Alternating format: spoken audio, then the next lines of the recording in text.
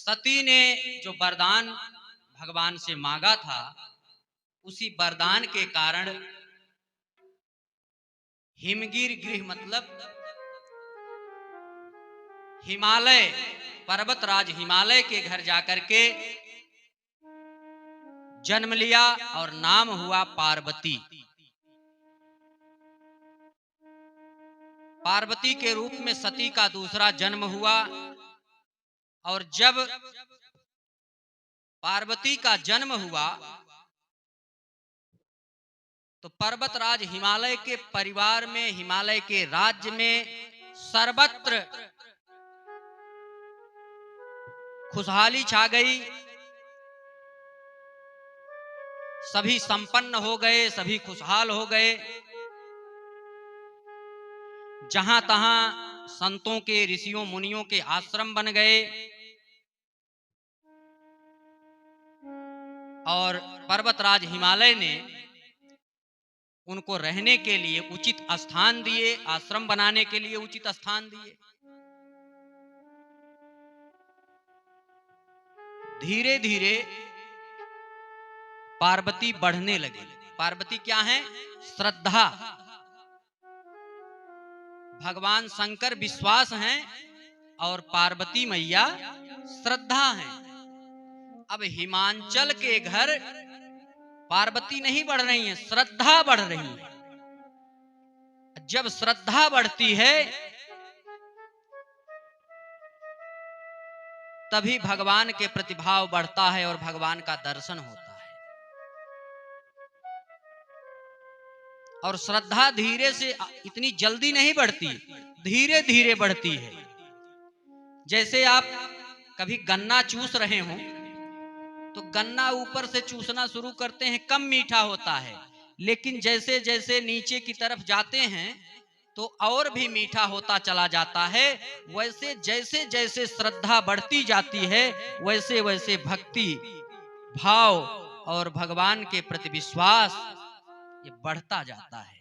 ईश्वर की प्राप्ति नजदीक होती जाती है। तो सर्वत्र खुशहाली छाई हुई है।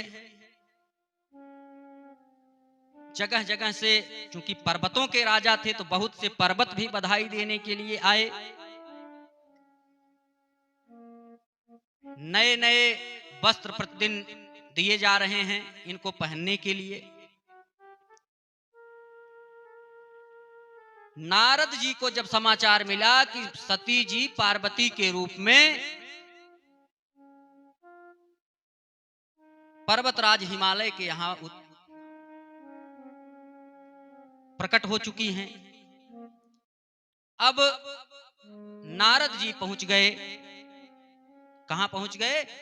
पर्वतराज हिमालय के महल में पहुंच गए।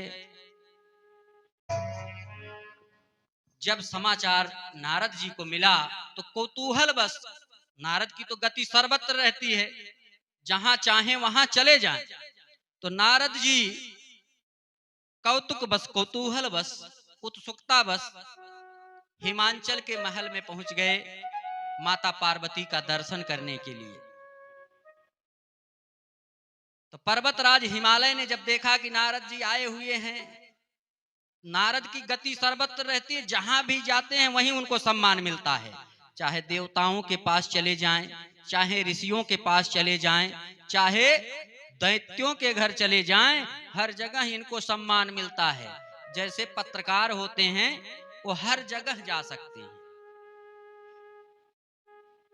सत्ता पक्ष में भी जाते हैं, विपक्ष में भी जाते हैं, यहां तक कि आतंकवादियों का भी इंटरव्यू ले लेते हैं। तो नारद जी की गति सर्वत्र है और नारद नाम विशेष है, नारद। जिसकी बात कहीं रद्द ना होती हो वो है नारद। और नारद वास्तव में अगर कहा जाए तो बोलचाल की भाषा में नारद शब्द से अर्थ लगाया जाता है कि नारद वो हैं जो झगड़ा लगवाएं, जो विवाद कराएं, वो नारद। और कहा जाए तो हर गांव में 2-4 नारद रह रहे हैं इस समय। इस गांव में नहीं है, इस गांव के लोग तो सब अच्छे हैं। आपके गांव में हैं? देखिए कैलाश जी बता रहे हैं मेरे गांव में हैं।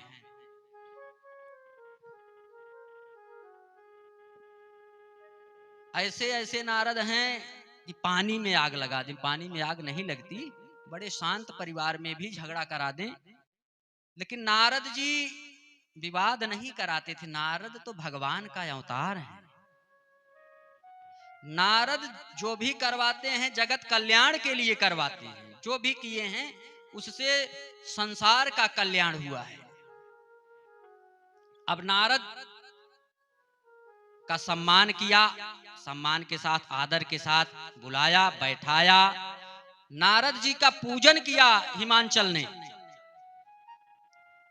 और पूजन करने के बाद हाथ जोड़ करके प्रार्थना कर रहे हैं। कौन प्रार्थना कर रहा है?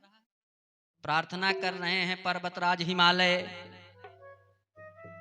कि हे देव ऋषि नारद, आप तो सर्वज्ञ हैं, त्रिकालदर्शी हैं, भूत भविष्य वर्तमान सब कुछ जानने वाले हैं। आप मेरी इस कन्या को देखिए, इसका भविष्य कैसा होगा, इसके भाग्य में क्या है, कैसा विवाह होगा,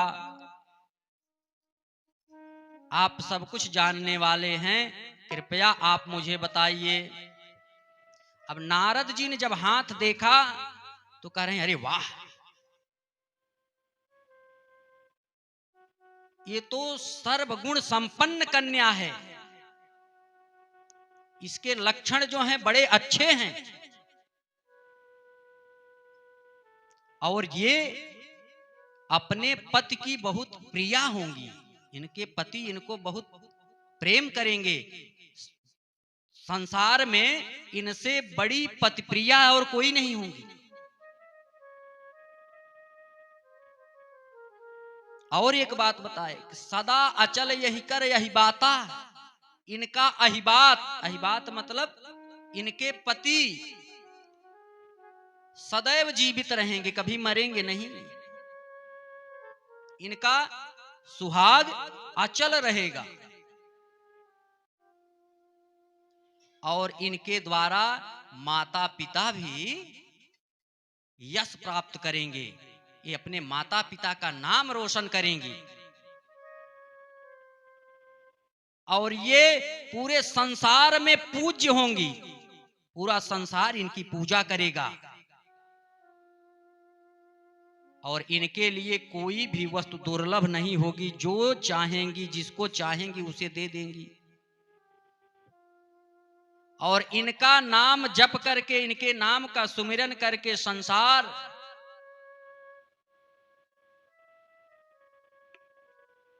कि जितनी भी स्त्रियां हैं इनकी पूजा करके अपने पतिव्रत धर्म का पालन करें।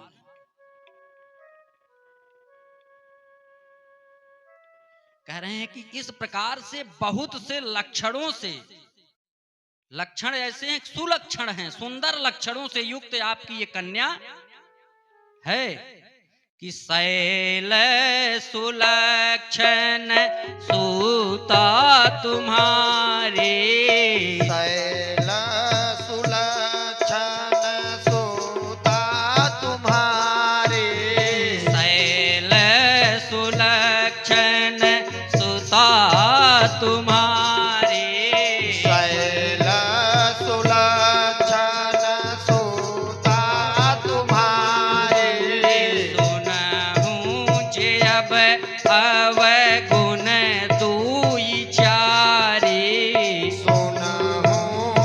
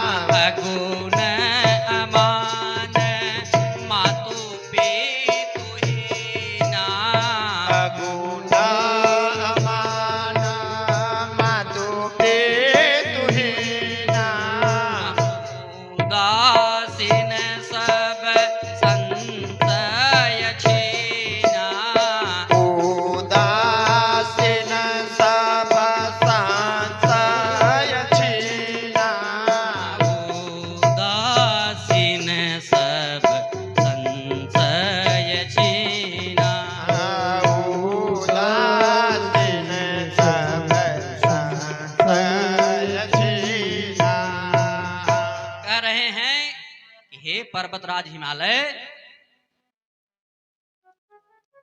आपकी पुत्री सुंदर लक्षणों से युक्त है, लेकिन जब हाथ देखने वाले हाथ देखते हैं ज्योतिषी लोग, तो पहले सब अच्छा अच्छा बता देते हैं, उसके बाद तब बताते हैं कि ये गड़बड़ी है, राहु की दशा चल रही है, केतु की दशा चल रही है। पहले अच्छी बातें बताएंगे, हाँ, कि आपके पास धन बहुत है, आपके माता पिता जो है आपको बहुत प्रिय हैं, आपकी पत्नी बड़ी सेवा करती है, आपके भाई बड़े अच्छे हैं, आपका व्यवहार बड़ा अच्छा है, आप बहुत पैसा कमाएंगे। ज्योतिषी लोग हाथ देख करके सब अच्छी अच्छी बातें बताएंगे, लेकिन अच्छी बात बताने पे उनको दक्षिणा कितनी मिलेगी? 10, 20, 50, 100। जब खराब बात बताएंगे कि देखिए आने वाले समय में बहुत बड़ा ग्रह आने वाला है, आपको बहुत तगड़ा एक्सीडेंट हो सकता है या बहुत बड़ी बीमारी हो सकती है, जब ये बताएंगे तब आप उनसे उपाय पूछेंगे कि इसका उपाय क्या है।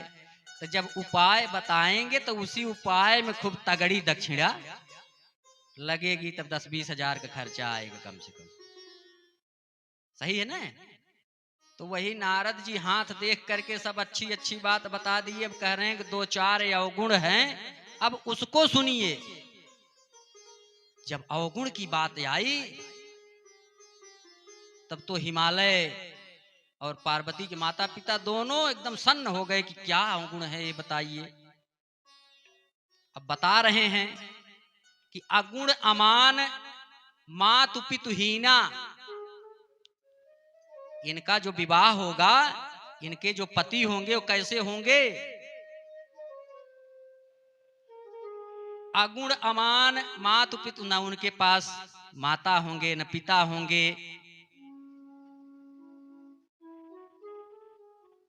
योगी जटिल होंगे, वो किसी भी प्रकार का संशय करने वाले नहीं होंगे, संशय से क्षीण होंगे।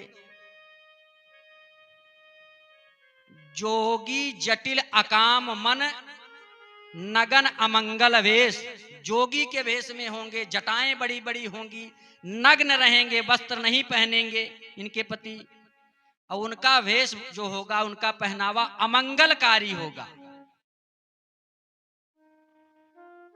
सुंदर नहीं होगा। अस स्वामी यही कहीं मिले पड़ी हस्त यस रेख, ऐसे इसको स्वामी मिलेगा, ऐसा पति मिलेगा, ये इनकी हाँ हस्तरेखा में लिखा हुआ है। नारद जी बता दिए। अब लोग पूछने लगे कि ये बताइए कि हाथ में जो लिखा है उसका उपाय बताइए, कैसे दूर होगा, कैसे दूर होगा ये बताइए। अब नारद जी कह रहे हैं कि हस्तरेखा में जो विधि ने लिख दिया है वो मिटने वाला नहीं है। संत थे, ऐसे नहीं थे ज्योतिषी की जो पैसे के लिए बता दें कि ये उपाय करो, ले आओ, मैं इतना जाप कर दूंगा, काम ठीक हो जाएगा। नारद जी ये नहीं बता रहे हैं, नारद जी कह रहे हैं कि जो लिख दिया गया है अब वो बदल नहीं सकता। हां, एक बात हो सकती है, ये जितने भी दुर्गुण मैंने बताए ये सभी भगवान शंकर के अंदर गुण के रूप में है, गुण के रूप में। ये बताइए, कोई आदत मेरे अंदर है तो वो दुर्गुण है, और इनके अंदर हो गई तो वो गुण हो जाएगा। मेरे अंदर है तो बुराई है, इनके अंदर हो जाएगी तो अच्छाई हो जाएगी। लेकिन भगवान शंकर सामान्य नहीं है, वो देवादिदेव हैं। हम और आप जीव हैं और वो शिव हैं। शिव और जीव में यही इतना अंतर है। अभी आप जहर पी लें, सल्फास की गोली खा लें, तो क्या प्रभाव पड़ेगा आपके ऊपर?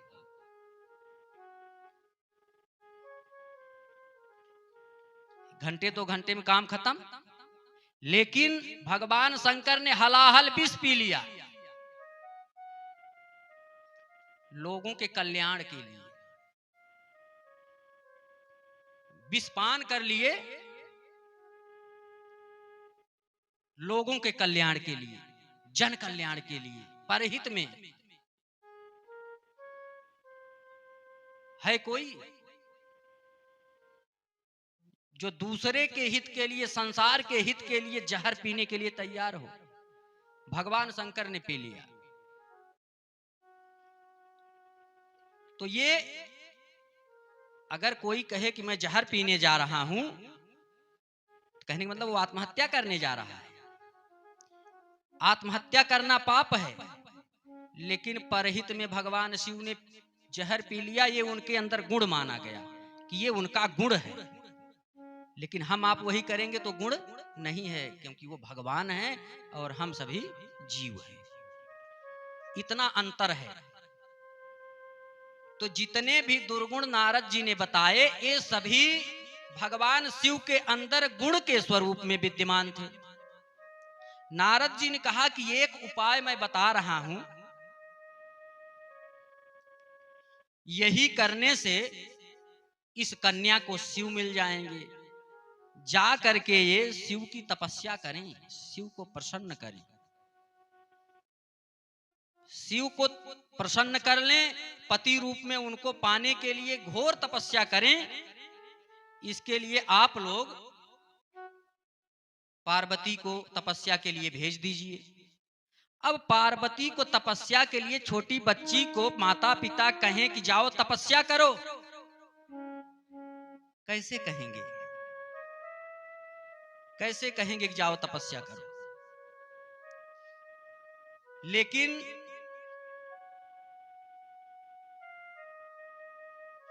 माता पिता दोनों पार्वती के पास गए बताने के लिए कि तुम तपस्या करने जाओ। लेकिन पार्वती के सामने पहुंच करके इतनी सुकुमार कोमल सी कन्या, जो हिमांचल को बहुत प्रिय थी, हिमांचल कैसे कह दें, मैना रानी कैसे कह दें कि बेटी तपस्या करने जंगल में चली जाओ? पार्वती के सामने पहुंच करके चुप हो गए, बोल ही नहीं पा रहे हैं, कैसे कहें कि बेटी तपस्या करनी चली जाओ। लेकिन पार्वती कौन है? पार्वती स्वयं जगदम्बा है, अंतर्यामी है, सब कुछ जानती हैं। अपने माता पिता के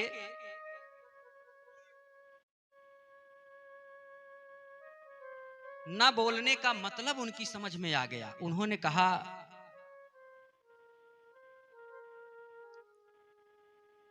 कि सपने में एक संत जी आए थे, उन्होंने कहा कि जा करके भगवान शिव की तपस्या करो। क्या कहा? पार्वती ने स्वयं कह दिया कि सपने में एक ब्राह्मण देवता आए थे, उन्होंने कहा जा करके तपस्या करो। अब हाथ देखने वाला ब्राह्मण जब गुण बताएगा आप प्रसन्न होते हैं, जब दुर्गुण बताएगा तो आप उपाय पूछते हैं। तो उपाय में बताता है कि ये सामान लाओ, इतनी दक्षिणा लाओ, मैं इतना जाप कर दूंगा, ये संकट कट जाएगा। लेकिन अगर सही सही संत होगा तो इसी तरह से बताएगा। नारद जी ने क्या बताया कि स्वयं जाकर के जप तप करो, जाकर के भगवान शिव की तपस्या करो। ये नहीं कहे कि इतनी दक्षिणा दीजिए हम कर देंगे।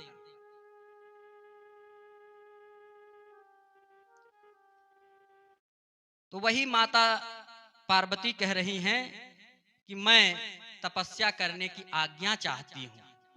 जो ब्राह्मण देवता ने सपने में मुझसे बताया है, मैं जाना चाहती हूं, आप लोग मुझे अनुमति दीजिए, आज्ञा दीजिए। तो माता पिता का जो बोझ था वो हल्का हो गया। कैसे कहें, माँ भी प्रसन्न, पिताजी भी प्रसन्न, और वो माता पिता को समझा करके माता पार्वती तपस्या करने के लिए जंगल में चली गई। और यहां पार्वती से बिछड़ करके हिमांचल और रानी मैना की जो दशा हुई, इतनी प्रिय पुत्री को, सुकुमार पुत्री को, छोटी सी कन्या को जंगल में तपस्या के लिए भेज दिया। कैसे भोजन करते, कैसे दिन व्यतीत होता, यही सब हो रहा था कि बंदशिरा नाम के एक ऋषि आए और उन्होंने बताया कि ये जगदम्बा है, ये जगत जननी है। पार्वती की सारी महिमा जाकर के बता दिया बंदशिरा ऋषि ने पर्वतराज हिमालय को, तो उनका मन कुछ शांत हुआ। और वहां माता पार्वती क्या कर रही हैं कि उर्धरी उमा प्राणपति चरना, उर्धरि उमा प्राणपति चरना, उर्धरी उमा प्राणपति चरना, उर्धरि उमा प्राणपति चरना, जाए विपिन लागी तप करना, जाए विपिन लागे तप करना, अति सुकुमार न तनु तप जोगु, यति सुकुमार न तनु तप जोगु, अति सुकुमार न तनु तप जोगु, अति सुकुमार न तनु तप जोगु, पति पद सुमेरी तजेउ तब भोगु, पति पद सुमिरत जेउ सब भोगु, पति पद सुमेरी तजेउ सब भोगु, पति पद सुमिरत जेउ सब भोगु। माता पार्वती अपने मन में भगवान शंकर की छवि को बसा करके और जंगल में जा करके तप करने लगे। यद्यपि उनका शरीर तप करने लायक नहीं था, एकदम सुकुमार सुकोमल कन्या, लेकिन भगवान शंकर के चरणों को अपने पति का चरण मान करके उनके चरणों में सारे राजभोग को, अपने राज्य के सब सुख भोग को छोड़ करके जंगल में तपस्या कर रही हैं। और प्रतिदिन जैसे जैसे तपस्या में दिन व्यतीत हो रहा है, शिव के प्रति अनुराग बढ़ता जा रहा है, शिव के प्रति प्रेम बढ़ता जा रहा है। एक एक दिन जब तपस्या बढ़ रही है, जंगल में जब परेशानी बढ़ती है तो धीरे धीरे अनुराग कम होने लगता है, लेकिन पार्वती मैया का अनुराग बढ़ता जा रहा है जैसे जैसे दिन बीत रहे हैं। बोलिए सियावर रामचंद्र की। आइए 2 बार भगवान नाम संकीर्तन, उसके बाद कथा।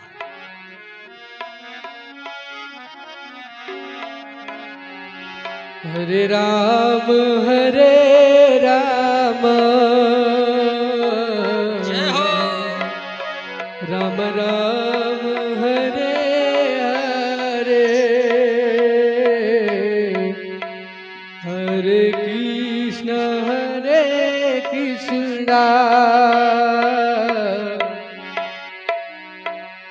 कृष्ण कृष्ण हरे हरे, हरे राम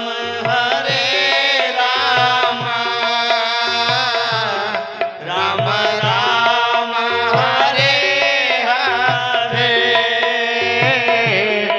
हरे कृष्ण कृष्ण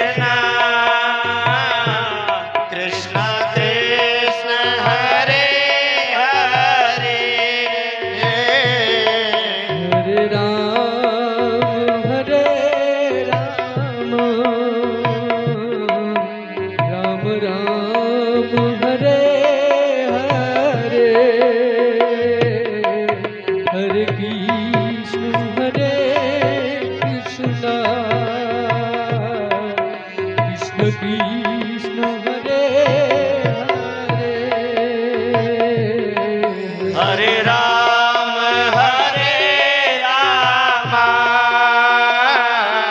राम राम हरे हरे हरे कृष्ण कृष्ण कृष्ण हरे हरे हरे राम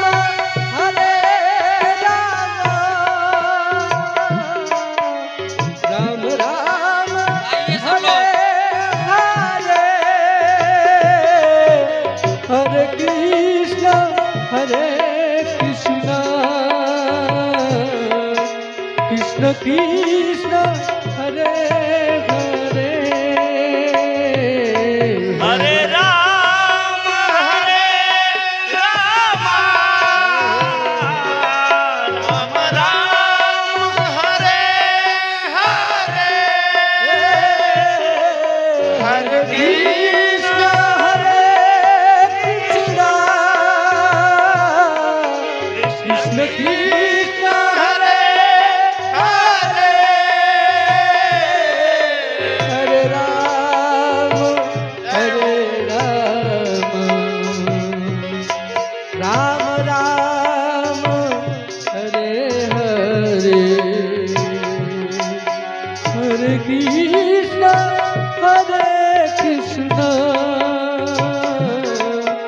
कृष्ण कृष्ण हरे हरे बोलिए शंकर भगवान की जय हो। पार्वती मैया तपस्या कर रही हैं। माता पार्वती तपस्या कर रही हैं और तपस्या जितने दिन व्यतीत हो रहा है तपस्या में शिव के प्रति प्रेम प्रतिदिन बढ़ता जा रहा है। 1000 वर्ष तक कंदमूल फल खा करके माता पार्वती ने तपस्या किया और 100 वर्षों तक शाक पत्र कहने का मतलब पत्ते खा करके तपस्या किया। शुरुआत में कुछ दिन भोजन के रूप में कुछ लिया कि कछु दिन भोजन बारी बतासा कछु दिन भोजन बारे बतासा कछु दिन भोजन बारी बतासा कछु दिन भोजन बारे बतासा किए कठिन कछु दिन उपवासा कठिन कछु दिन उपवासा किए कठिन कछु दिन उपवासा कठिन कछु दिन उपवासा कुछ दिन हवा पी करके रही, कुछ दिन बेल पत्ती खा करके रही।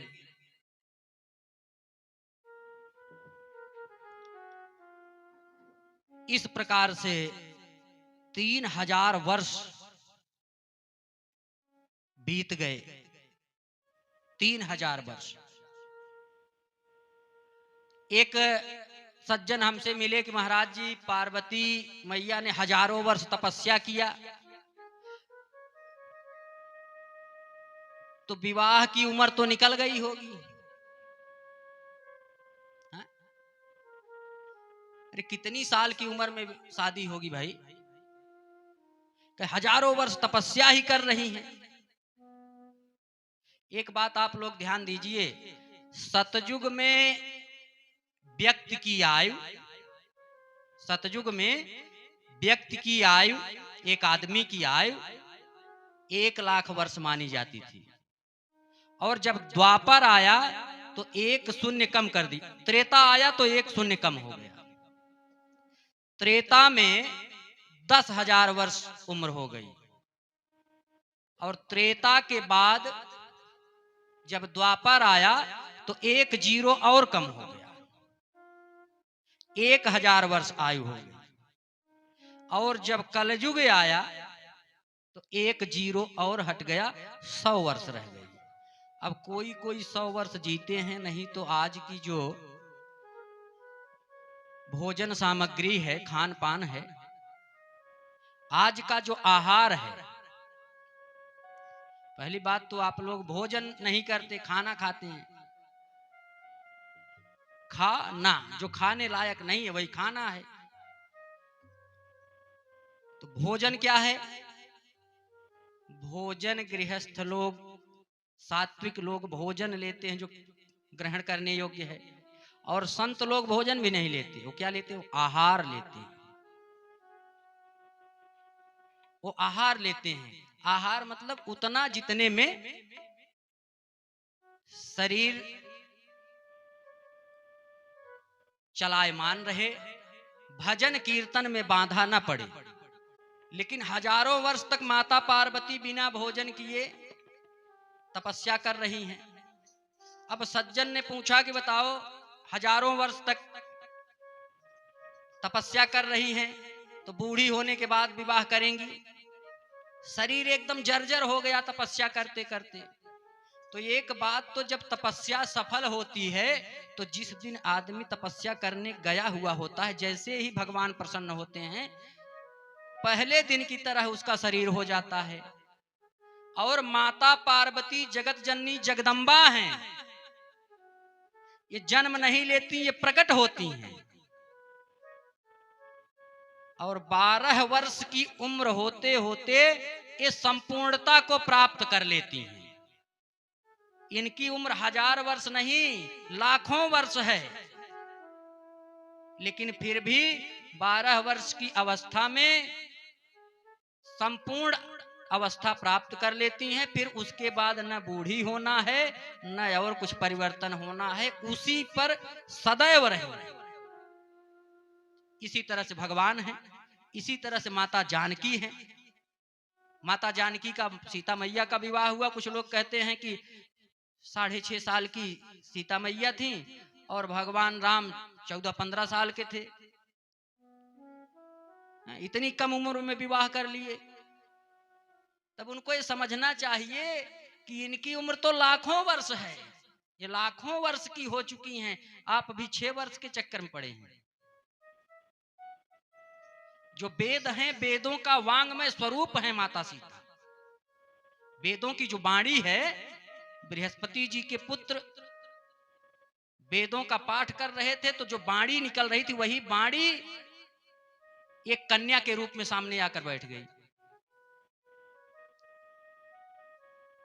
तो वही ये पूर्णता को प्राप्त कर लेते हैं। और एक बात कि जब 1 लाख वर्ष उम्र है, अगर 100 वर्ष की उम्र है तो 25 वर्ष तक तपस्या की जा सकती है कि नहीं? उसमें से 1/4। 1 लाख अगर वर्ष उम्र है तो 25,000 वर्ष तपस्या करने में कोई दिक्कत है? 1/4 ही तो हुआ। तो इस तरह से एकदम से उनका शरीर जीर्ण हो गया माता पार्वती। जब शरीर एकदम जर्जर हो गया, कमजोर हो गई, तब आकाशवाणी हुई कि हे पार्वती, तुम्हारी तपस्या पूर्ण हुई। अब अगर तुम्हारे माता पिता तुम्हें घर ले जाने के लिए आए तो तुम घर चली जाना। अब आकाशवाणी होने से बड़ी प्रसन्नता हुई पार्वती मैया को।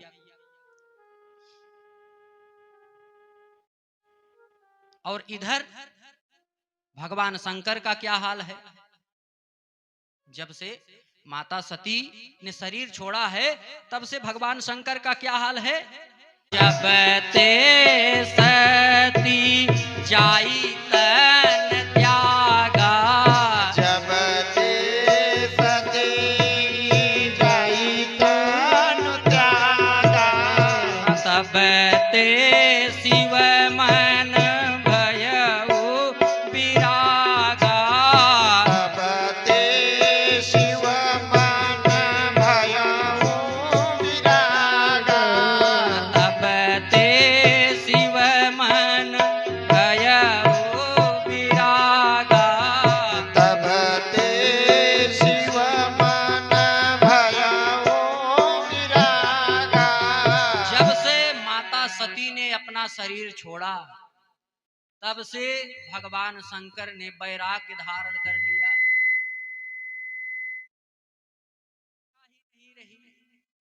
एकदम से बैरागी होकर के इधर उधर टहल रहे हैं और भगवान राम का नाम जप रहे हैं। जहां जाते हैं कहीं कीर्तन हो रहा है, वहीं बैठ करके भगवान राम का कीर्तन सुनते, भगवान राम का नाम सुनते। इस तरह से संपूर्ण धरती पर भगवान शिव भगवान श्री राम को अपने हृदय में धारण करके विचरण कर रहे थे। कहीं मुनियों ऋषियों ज्ञानियों को उपदेश देते, कहीं ऋषियों मुनियों से स्वयं उपदेश सुनने लगते। जबकि भगवान शिव अकाम हैं, स्वयं भगवान हैं, देवादिदेव महादेव हैं,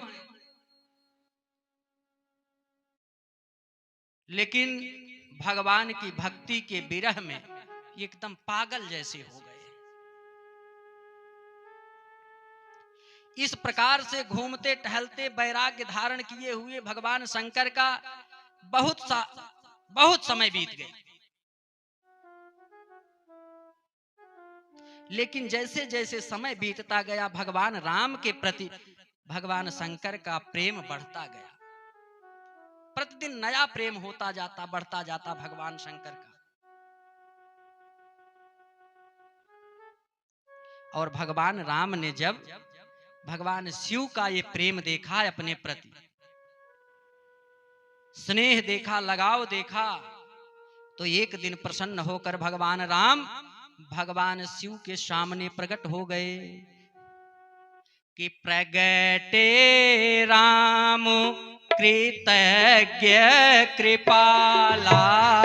प्रगटे राम कृतज्ञ कृपाला। प्रगटे राम कृतज्ञ कृपाला। प्रगटे राम कृतज्ञ कृपाला। रूप शील निधि तेज विशाला। रूप शील निधि तेज विशाला। रूप शील निधि तेज विशाला। रूप शील निधि तेज विशाला। बहु प्रकार शंकर ही सराहा। बहु प्रकार शंकर ही सराहा। बहु प्रकार शंकर ही सराहा। बहु प्रकार शंकर ही सराहा। तुम बिनु अस व्रतु को निर्वाह। तुम बिनु अस व्रतु को निर्वाह। तुम बिन अस व्रत को निर्वाह। तुम बिनु अस व्रत को निर्वाह। भगवान राम भगवान शंकर के समक्ष प्रकट हो गए और बहुत प्रकार से भगवान शिव की प्रशंसा करने लगे कि आपकी तरह इतना कठोर व्रत कौन ले सकता है। इतने कठोर व्रत का निर्वाह आपके अलावा और कोई नहीं कर सकता। इतनी प्रशंसा करने के बाद बहुत प्रकार से भगवान राम ने भगवान शिव को समझाया और समझाने के साथ ही साथ पार्वती के जन्म की कथा भी सुनाई कि पार्वती का जन्म हो चुका है और उनकी करनी, उनका कार्य बहुत ही पुनीत है, क्योंकि वह आपको पति के रूप में प्राप्त करना चाहती हैं। विस्तार से पूरी कथा भगवान राम ने भगवान शंकर को बताया। उसके बाद भगवान राम विनती कर रहे हैं हाथ जोड़ करके भगवान शिव से, क्या कि अब विनती मम सुनहु शिव, जो मौ पर निज नेहु। हे शिव, अगर आप मुझसे प्रेम करते हैं, मुझसे स्नेह करते हैं, मुझसे भक्ति करते हैं, तो आप मेरी एक विनती सुन लीजिए।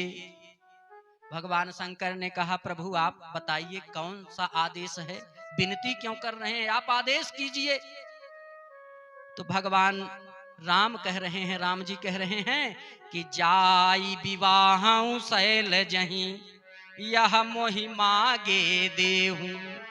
कि आप जा करके शैल पुत्री हिमाचल की पुत्री पार्वती से अपना विवाह कर लीजिए, यही मुझे एक दान आप दे दीजिए, यही मैं आपसे मांग रहा हूं, आप मुझे दे दीजिए। आप जाइए और पार्वती से विवाह कर लीजिए। भगवान शिव ने कहा, यह तो उचित नहीं है, मैंने वैराग्य ले लिया है, अब मैं विवाह करना नहीं चाहता, विवाह की इच्छा नहीं है। लेकिन प्रभु आपका आदेश है, तो मैं आपके आदेश को अपने सिर पर धारण करता हूं। आपके आदेश को मैं अपने सिर पर धारण कर लेता हूं और आप जो कह रहे हैं मैं उसको करूंगा। भगवान राम ने कहा, ना ना ना ना, सिर पर मत धारण करो, मेरा जो निवेदन है इसको अगर सिर पर धारण करोगे तो तुम्हारे सिर पर गंगा जी विराजमान हैं, और गंगा की धारा में मेरा आदेश कहीं बह गया तो तुम भूल जाओगे। तो क्या करूं प्रभु, तो मेरा जो ये निवेदन है इसको अपने हृदय में धारण करो और जा करके पार्वती से विवाह कर लो। अब भगवान शंकर तैयार हो गए, क्यों? क्योंकि मातु पिता गुरु प्रभु के बानी, बिना ही विचार करिए शुभ जानी। माता पिता और गुरु जो आदेश दें, माता पिता गुरु और भगवान प्रभु आपके जो इष्ट हैं, जो आदेश दें, बिना सोचे विचारे उनका आदेश मान लेना चाहिए, जो कहें उसको कर देना चाहिए। इसमें तनिक भी विचार टीका टिप्पणी नहीं करना चाहिए, क्योंकि गुरु जो कहेंगे आपके हित की बात कहेंगे, माता पिता जो कहेंगे आपके लिए जो आपके हित में होगा वही कहेंगे, भगवान जो कहेंगे वो आपके हित में ही होगा। इसलिए बिना विचार किए, बिना सोचे विचारे जो भी आदेश दें उसे मान लेना चाहिए। भगवान शंकर ने कहा, हे प्रभु आप मेरे लिए परम हितकारी हैं, मेरा हित चाहने वाले हैं, और आपकी जो आज्ञा है उस आज्ञा को मैं सिर पर धारण कर लेता हूं। लेकिन भगवान ने कहा कि सिर पर नहीं, इसे हृदय में धारण करो। अगर हृदय में मेरी आज्ञा रहेगी तो आप नहीं भूलेंगे, सिर पे रहेगी तो गंगा जी की धारा में बह जाएगी। ये कह करके अंतर ध्यान हो गए भगवान राम। उसी समय सप्तऋषि भगवान शंकर के पास आए। तो सप्तऋषियों से भगवान शिव ने कहा कि जा करके पार्वती से मेरे प्रेम की परीक्षा पार्वती की ले लीजिए। अगर उस प्रेम परीक्षा में पार्वती पास हो जाती हैं, उत्तीर्ण हो जाती हैं, तब तो मैं विवाह करूंगा, अन्यथा उस समय का इंतजार करूंगा। अब चले गए ऋषि मुनि। पार्वती जहां तपस्या कर रही थी, जाकर के बोले कि यहां क्या कर रही हो पुत्री, तुम्हारी उम्र बहुत कम है। तो पार्वती ने कहा कि मैं देवादिदेव महादेव भगवान शंकर को पति के रूप में प्राप्त करने के लिए तपस्या कर रही हूं, और आकाशवाणी भी हुई है कि मेरी तपस्या सफल हो गई है। तो सप्तऋषियों ने कहा, अरे तुम नारद की बात में आ गई। अरे नारद ने किसका घर नहीं बिगाड़ दिया है? जिसको नारद ने ज्ञान दिया उसका घर उजड़ गया, और तुम नारद की बात में पड़ी हो।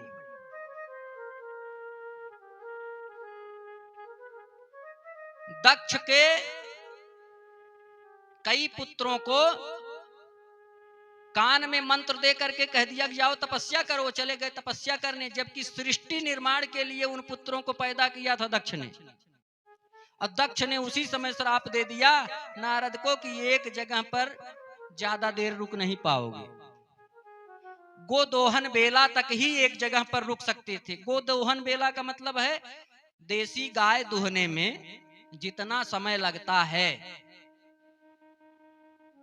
उतने समय तक एक जगह नारद जी रुक सकते थे, उससे ज्यादा नहीं रुक सकते थे।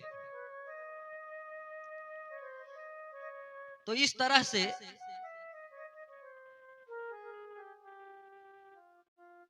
सप्तऋषियों ने समझाना शुरू किया कि जिसको समझाया नारद जी ने उसका घर उजड़ गया। दक्ष के पुत्रों को जो है मंत्र दे दिया, वो सब बैरागी हो गए, उनका घर उजड़ गया।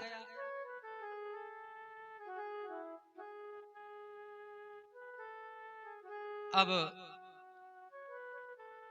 माता पार्वती ने कहा, पहले आप लोग आए होते तो आपकी बात मान लेती, लेकिन मैंने नारद जी को अपना गुरु मान लिया है और गुरु की आज्ञा से मैं पलट नहीं सकती। अगर पहले आप आकर उपदेश दिए होते तो आपकी बातों को हम मान लेते, लेकिन अब मैं भगवान शिव को पति के रूप में प्राप्त करके ही जाऊंगी। तो लगे बताने कि शिव तो जो है वहां रहते हैं जहां मुर्दे जलाए जाते हैं, शमशान में रहते हैं, भस्म लपेटे रहते हैं, सांप बिच्छी उनके शरीर में लिपटे रहते हैं, वस्त्र नहीं धारण करते, हिमालय पर वैसे पड़े रहते हैं, जहर भी मिल जाए तो पी जाते हैं।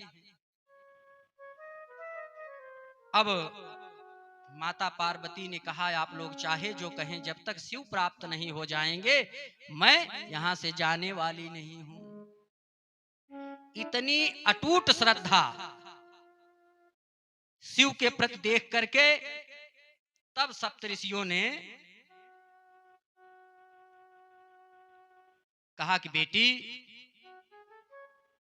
तुम्हारी तपस्या पूर्ण हो चुकी है, हम परीक्षा लेने आए थे, तुम परीक्षा में उत्तीर्ण हो चुकी हो। अब भगवान शिव तुम्हें पति के रूप में मिलेंगे। अब तुम्हारे पिताजी जब तुम्हें लेने आए तो उनके साथ घर चली जाना, और अब विवाह की प्रक्रिया आगे बढ़ रही है। सप्तऋषि वहां से पर्वतराज हिमालय के यहाँ गए और उन्होंने जाकर के कहा कि जाकर के जंगल से पार्वती को वापस ले आओ, उनकी तपस्या पूरी हो चुकी है। अब पर्वतराज हिमालय जंगल में गए, पार्वती को घर पे ले आए। आनंद पूरे परिवार में हो गया जब से पार्वती वापस आई, सब लोग प्रसन्न हो गए। दिन व्यतीत होते रहे, एक एक दिन शिव के प्रेम में पार्वती प्रतीक्षा कर रही हैं कि वो समय कब आएगा जब भगवान शिव से विवाह होगा। बोलिए शंकर भगवान की जय हो। सप्तऋषियों ने माता पार्वती की परीक्षा लेने के बाद जाकर के हिमांचल से कहा कि जाकर के अब पार्वती को जंगल से लेकर आओ, उनकी तपस्या पूर्ण हो चुकी है। अब यहां आकर के भगवान शिव को सब कुछ बताया।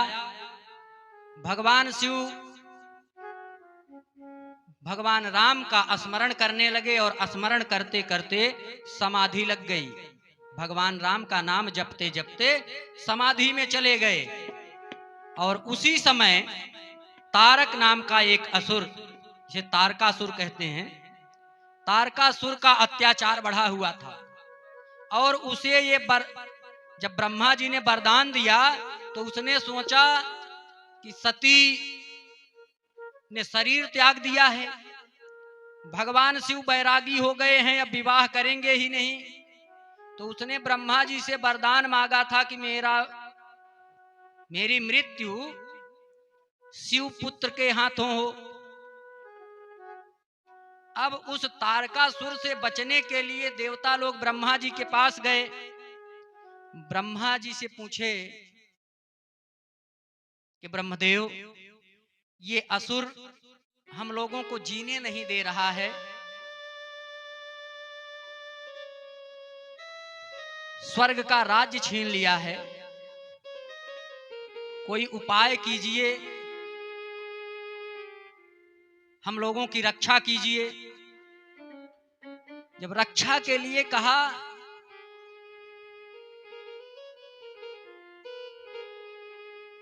तो ब्रह्मा जी ने कहा कि उसकी मृत्यु शिवपुत्र के द्वारा हो सकती है। और भगवान शिव समाधि में चले गए हैं। अब उनकी समाधि हजारों वर्ष चलेगी, लाखों वर्ष चलेगी। उन्हें समाधि से जगाने का उपाय करो। सभी देवताओं ने कामदेव को बुलाया और कहा कि भगवान शिव की समाधि जैसे टूटे वही उपाय करो, भगवान शिव का ध्यान भंग करो। कामदेव ये समझ गया कि भगवान शिव की समाधि खोलना अपनी मृत्यु को गले लगाना है। कामदेव समझ गया कि अब मेरी मृत्यु होने वाली है, लेकिन फिर भी संपूर्ण जगत के कल्याण के लिए यदि भगवान शिव के द्वारा मैं नष्ट भी हो जाता हूं तो मुझे स्वीकार है। वो गंधर्वों को, अप्सराओं को लेकर के पहुंच गया भगवान शिव जहां समाधि लगाए हैं। तीनों लोकों को कामदेव ने अपने प्रभाव से मोहित कर दिया। यहां तक कि बड़े बड़े योगी, अमलात्मा, विमलात्मा, ऋषि मुनि जो कभी किसी स्त्री की तरफ देखते नहीं थे, जिन्होंने कभी स्त्री कैसी होती है ये जाना नहीं है, उन लोगों के भी मन में काम वासना आ गई। हर पुरुष को सर्वत्र स्त्री दिखने लगी और हर स्त्री को सर्वत्र पुरुष दिखने लगे। माया के बस में संपूर्ण जगत को परेशान करके रख दिया। अपना प्रभाव तीनों लोकों में विस्तार कर दिया कामदेव ने। जो तपस्वी थे उनकी दशा कामी जैसी हो गई, और जो कामी थे, जो गृहस्थ थे, उनकी दशा क्या हुई होगी आप लोग कल्पना कीजिए। इस तरह से पूरा संसार मोहित होने लगा। 3-4 लोगों, वही जिनके हृदय में भगवान राम थे, उनको छोड़ करके सब लोग कामदेव के प्रभाव से परेशान हो गए। क्योंकि जहां राम तह काम नहीं, जहां राम रहेंगे वहां काम नहीं आ सकता।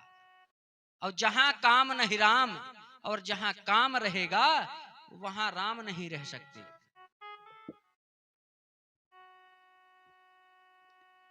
तो भगवान शिव भी भगवान राम का नाम जप रहे थे, तो भगवान शिव के ऊपर भी कोई प्रभाव नहीं हुआ। बड़े बड़े ब्रह्मचारियों का ब्रह्मचर्य टूट गया, लेकिन जब शिव के ऊपर कोई प्रभाव नहीं हुआ तो ये सभी अप्सराओं को लेकर के कैलाश पर पहुंच गया। और कैलाश पर इसने क्या किया, बसंत ऋतु उत्पन्न कर दी। वातावरण एकदम सुगंधित हो गया, अप्सराएं नृत्य करने लगी, मधुर मधुर स्वर बजने लगे। बड़े बड़े ऋषि मुनि का ध्यान टूट जाए ऐसा प्रबंध कर दिया, ऐसा वातावरण बना दिया कामदेव ने। लेकिन भगवान शिव पर इसका कोई प्रभाव नहीं पड़ा। तब कामदेव ने कहा, इससे भगवान शिव कि समाधि टूटने वाली नहीं है। तो क्या किया उसने, एक आम के पेड़ पर चढ़ गया और उसके पत्तों के बीच छुप करके पुष्प का, फूल का धनुष बाण, पुष्प का धनुष बाण बनाया और 5 बाण एक ही साथ चढ़ा करके फूलों का, और भगवान शिव के हृदय को लक्ष्य करके उसने प्रत्यंचा चढ़ाई। जब प्रत्यंचा चढ़ाई, प्रत्यंचा चढ़ाने के बाद कामदेव समझ गया है कि अब मेरा अंतिम समय आ चुका है, लेकिन फिर भी मैं भगवान शिव की समाधि को आज भंग कर दूंगा, नहीं तो मैं जीवित भी रहूंगा तो मेरा कोई प्रभाव नहीं मानेगा। इसलिए उसने 5 बाण एक साथ भगवान शिव पर छोड़ दिए। तो भगवान शिव के हृदय में जब वो 5 फूलों के बाण जा करके लगे कामदेव के, तो उनकी तपस्या, उनकी समाधि भंग हो गई। देख रहे हैं भगवान शिव चारों तरफ, चारों दिशाओं में कि किसने मेरे ऊपर ये प्रहार किया है, कौन है। चारों दिशाओं में देख रहे हैं। उसी समय भगवान शिव की निगाह उस पेड़ पर बैठे हुए कामदेव के ऊपर पड़ गई कि सौरभ पल्लव मदनो बिलोका, दुर्लभ लोका, सौरभ पल्लव मदन बिलोका, सौरभ पल्लव मदन बिलोका, भयउ कोप कंपेउ त्रयलोका, भयउ कंपेउ त्रयलोका। पेड़ के पल्लव के बीच में छुपे हुए कामदेव को भगवान शिव ने जैसे ही देखा, भगवान शिव क्रोधित हो गए, और जैसे ही भगवान शिव क्रोधित हुए, तीनों लोक कांपने लगा, कंपित होने लगा, पूरी धरती डगमगाने लगी, स्वर्ग डगमगाने लगा। क्योंकि जब भगवान शिव क्रोधित होते हैं तो क्या कुछ कर सकते हैं, इसका अनुमान नहीं। अब भगवान शिव क्या कर रहे हैं, तब शिवती नयन उभारा, तब शिवती सर नयन उघारा, चितवत कामो भयउ जरि छारा, चितवत कामो भयउ जरि छारा। भगवान शिव का तीसरा नेत्र खुल गया। भगवान शिव ने जैसे ही तीसरी आंख खोली, तीसरे नेत्र से वो ज्वाला निकली, और उस ज्वाला में कामदेव भस्म होकर के जल गया, एकदम राख हो गया। उसके बाद क्या हुआ, हाहाकार हुआ, पूरे संसार में हाहाकार मच गया। हाहाकार भयउ जग भारी, डर पे सुर औ भय दुखारी। देवता डरने लगे, लेकिन राक्षस प्रसन्न हो गए कि अब तारकासुर नहीं मरेगा। तीनों लोक कांपने लगा। लेकिन एक विशेषता है, भगवान शिव जब तीसरा नेत्र खोलते हैं तो पूरी सृष्टि नष्ट हो जाती है, लेकिन ये भगवान शिव के बस में है कि वो चाहे तो सृष्टि को लय करें, नष्ट करें, चाहे तो जिसके ऊपर कोप करें उसी को समाप्त करें। तो यहां पर भगवान शिव ने सिर्फ कामदेव को भस्म किया। कामदेव जल करके राख हो गया। अब जब कामदेव राख हो गया, पूरी सृष्टि में हाहाकार मच गया।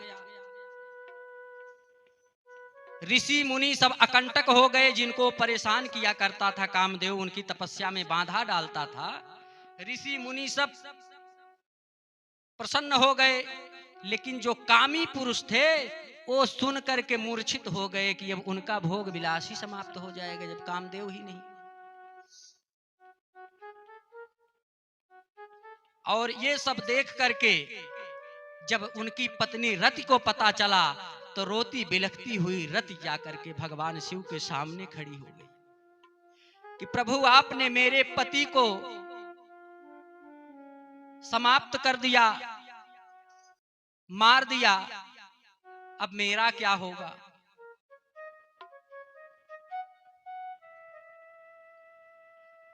अब बहुत प्रकार से शंकर भगवान से प्रार्थना किया रति ने, तो भगवान शंकर ने कहा कि तुम्हारे पति का शरीर नष्ट कर दिया है मैंने, लेकिन वह अनंग आज से कहा जाएगा और बिना शरीर के सर्वत्र व्याप्त रहेगा, सबके ऊपर उसका प्रभाव रहेगा।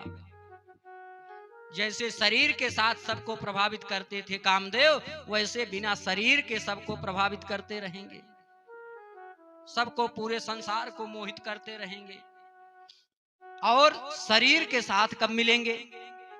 भगवान शिव ने बताया कि जब जदुवंश कृष्ण अवतारा, जब जदुवंश कृष्ण अवतारा, जब जदुवंश कृष्ण अवतारा, जब जदुवंश कृष्ण अवतारा, होई हरण महामहि भारा, होई हरण महामहि भारा, कृष्ण तनय हो इहि पति तोरा, कृष्ण तनय होई पति तोरा, कृष्ण तनय हो इहि पति तोरा, कृष्ण तनय होई पति तोरा, बचनो अन्यथा होई न मोरा, बचन नमो। भगवान शंकर ने कहा कि जब यदुवंश में भगवान श्री कृष्ण का अवतार होगा तो भगवान श्री कृष्ण के पुत्र के रूप में कामदेव पैदा होंगे, तब शरीर के साथ तुम्हें मिल जाएंगे, तब तक प्रतीक्षा करो। द्वापर युग में कृष्णा अवतार के समय भगवान श्री कृष्ण के पुत्र के रूप में कामदेव पैदा होंगे, वही प्रद्युम्न पैदा हुए, तब जाकर के रति को कामदेव शरीर के साथ मिले। इस प्रकार से रति के आने पर भगवान शिव का क्रोध शांत हो गया।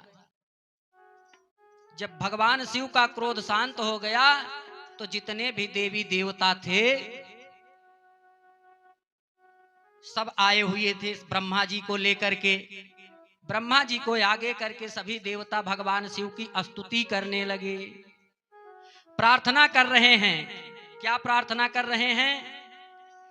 कि थोड़ी कृपा हो हम पर, थोड़ी कृपा हो इन पर। बड़ी मेहनत कर रहे हैं लोग भी ना, इनके ऊपर भी कृपा होनी चाहिए। थोड़ी कृपा हो सब पर, थोड़ी कृपा हो भक्तों पर, त्रिपुरारी आपका,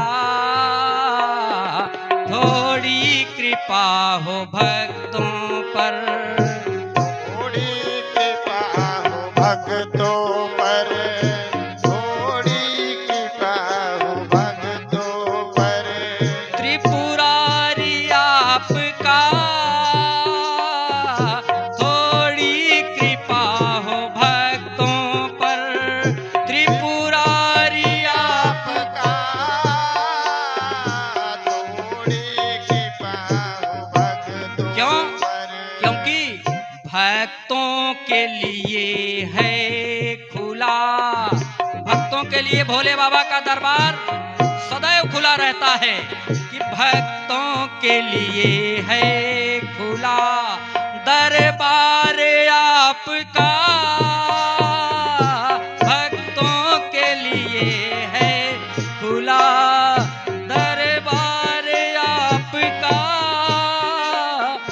थोड़ी कृपा हो भक्तों पर।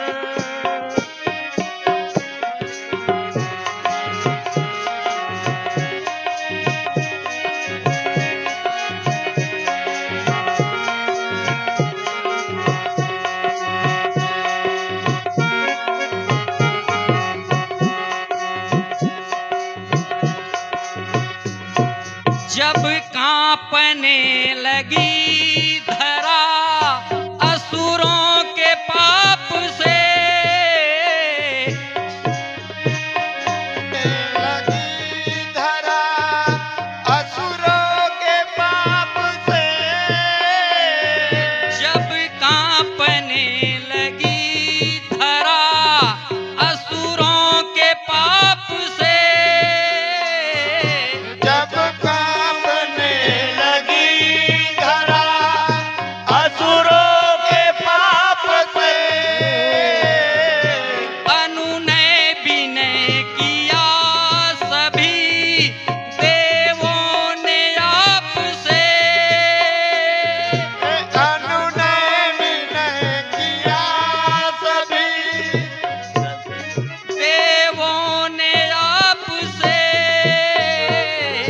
अनु ने विनय किया सभी देवों ने आपके। हनुमान रूप में हुआ, हनुमान रूप में हुआ अवतार आपका। थोड़ी कृपा हो भक्तों पर, त्रिपुरारी आपका। थोड़ी कृपा हो आप पर, त्रिपुरारी आपका। थोड़ी कृपा हो भक्तों पर, त्रिपुरारी आपका। थोड़ी कृपा हो आप पर, त्रिपुरारी आपका। निकला जहर समुद्र से लेने लगा लहर, निकला जहर समुद्र से लेने लगा लहर। परहित में प्रभु आपने था पी लिया जहर। परहित में प्रभु आपने था पी लिया जहर। तब से जहर है बन गया, तब से जहर है बन गया श्रृंगार आपका। थोड़ी कृपा हो भक्तों पर, त्रिपुरारी आपका। थोड़ी कृपा हो भक्तों पर, त्रिपुरारी आपका। थोड़ी कृपा हो भक्तों पर।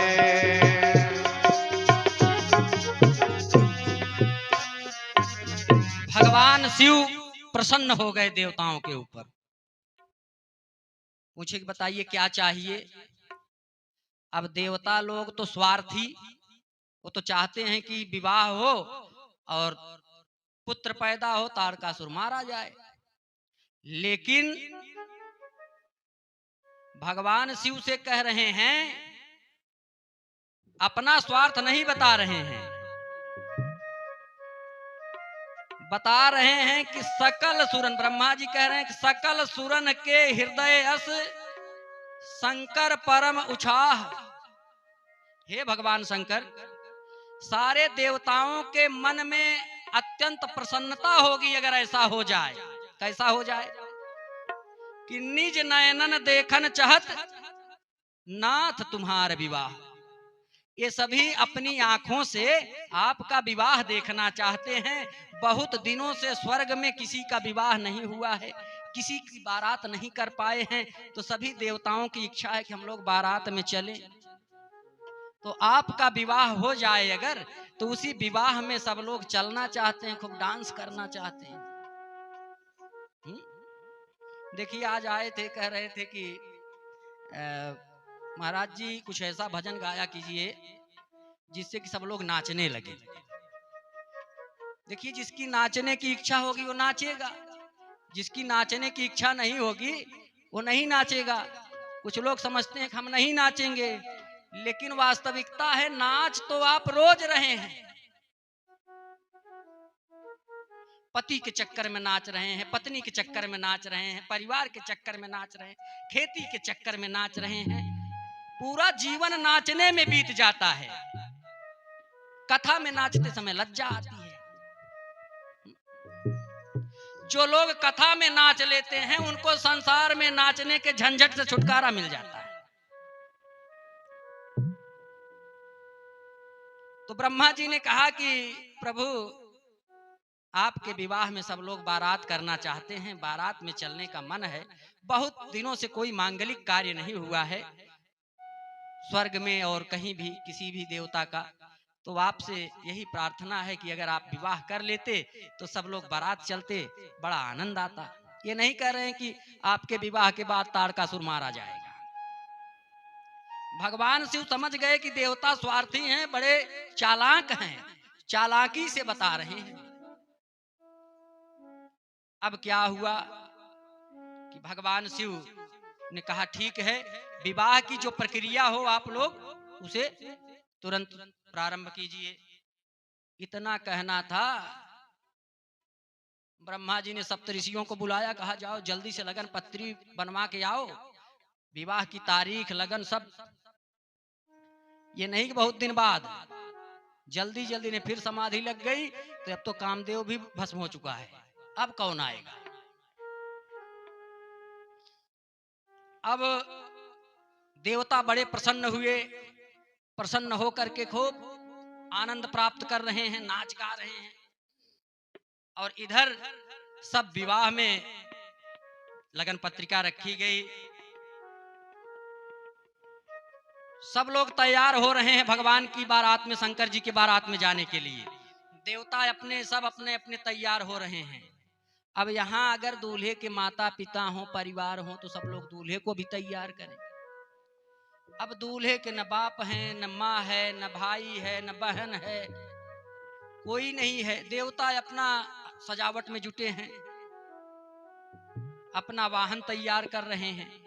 भगवान शिव को कोई सजा ही नहीं रहा है। अब भगवान शिव को कौन सजाए? तो भगवान शिव को सजाने के लिए उनके जो शिवगण थे वही गण लोग आए भगवान शिव को सजाने के लिए। कैसे सजा रहे हैं कि शिव ही शंभु गण करहि सिंगारा, शिव हे शंभु गण करहि सिंगारा, शिव ही शंभु गण करहि सिंगारा, शिव हे शंभु गण करहि सिंगारा, जटा मुकुट यही मोरु सवारा, जटा मुकुट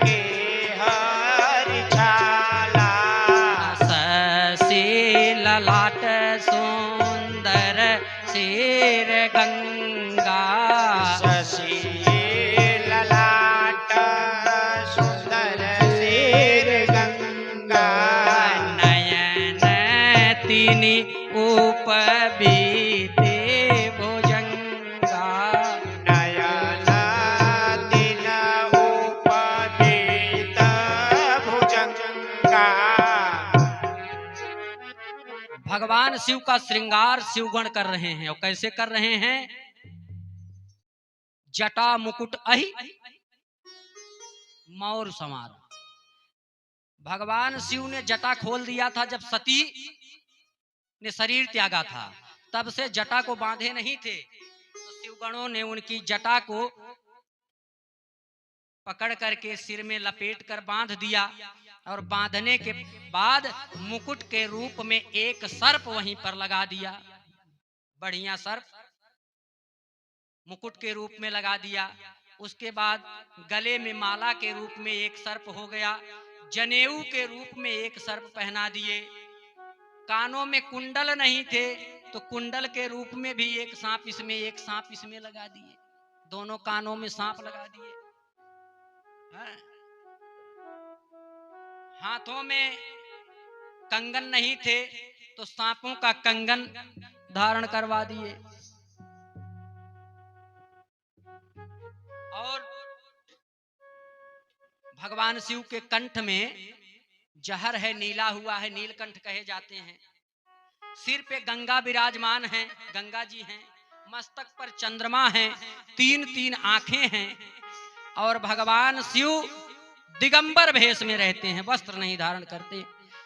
तो शेर की छाल लेकर के, मृगछाला ला करके शिवगणों ने लपेट दिया। और लपेटने के बाद बेल्ट के रूप में क्या लगाया?